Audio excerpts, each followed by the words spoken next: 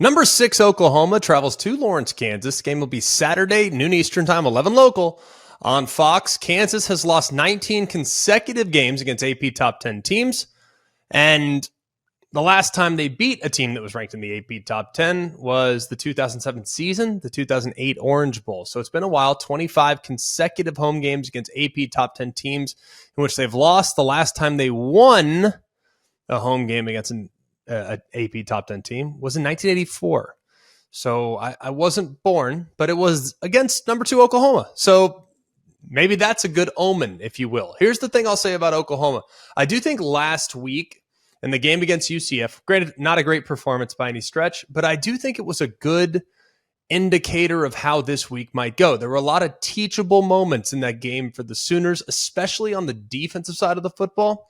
And I think it was a really good opponent to kind of have a wake-up call against, because I think Kansas is just a better version of UCF in the way they run their offense. There's a lot of similarities with how Gus Malzahn puts his offense together and how Andy Kotelnicki, the OC for Kansas, how he runs his offense. A lot of eye violations that can be created. You have some triple option principles. You have a really dynamic quarterback with the ball in his hands. So that's just something to kind of keep in mind. And I think Venables talked about it openly this week, is that they are really good as far as deception plays. Deception plays with the run, deception plays with the pass. I don't think Kansas is quite as tricky as UCF as far as, double passes and things like that, but they'll have a couple things up their sleeve, and there'll be plenty of things for Oklahoma defenders to potentially overreact to, which could cause a big play. There's some pre-snap motion. There's some other wrinkles. So there will be some confusion for Venables' group for sure. That's just what Kansas does, and they're very, very good at it. But we have to acknowledge just how much better Oklahoma is defensively in year number 2 under Brent Venables. We haven't done this in a couple weeks. We've talked about it, and we've been proud of the growth that's been showed. But just to kind of highlight just how much better they are, it's almost astronomical with some of the leaps that they've made. All right. From year 1 to year 2, just hear me out for a moment. They have gone from 98th, 9-8 to 13th in scoring defense. They have gone from 105th to 33rd in rushing defense. They have gone from 87th to 6th in third down defense, and 104th to 5th in red zone touchdown defense.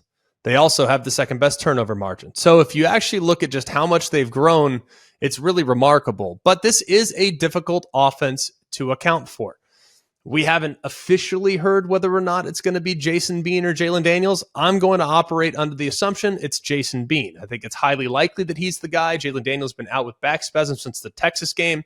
I don't expect him back, at least this week, and I don't know if I really expect him back at any point down the stretch. Jason Bean is a high-powered, high-octane runner, and this guy can really get out, really, really get out and go. And for your defense to slow him down, your linebackers have to be awesome.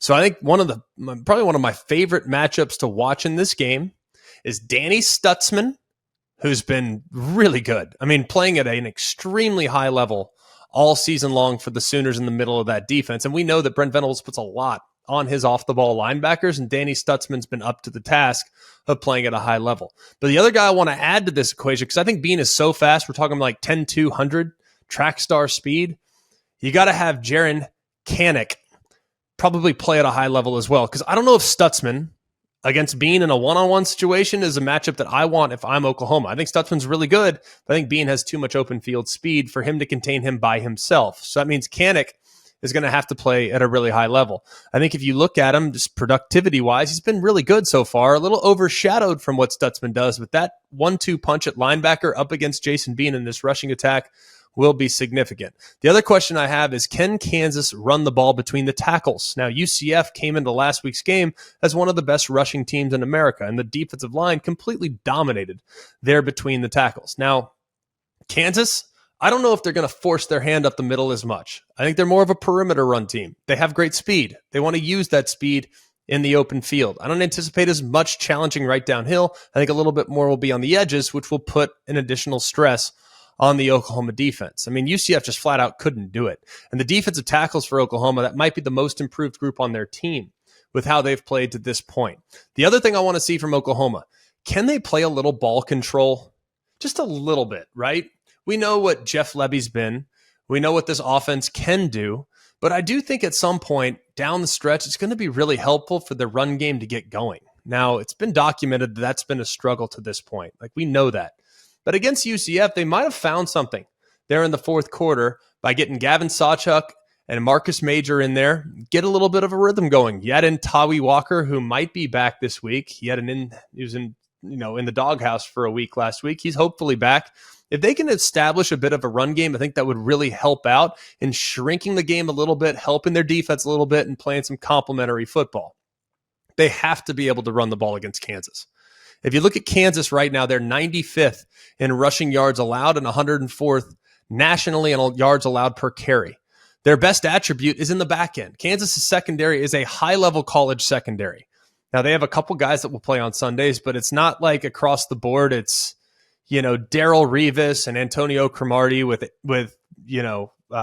Earl Thomas in the back end. Like, they're really good in the secondary, though, from a college standpoint. So in the event in which Nick Anderson can't get going, can their run game bail them out a little bit and keep them moving the chains in a methodical manner? A couple trends to consider in this game. Kansas is 3-13-1 against the spread since following a bye week since 2009.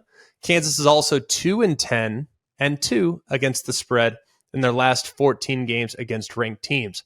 I, however, am going to kind of disregard the trends here. I think Oklahoma needs to be very, very careful.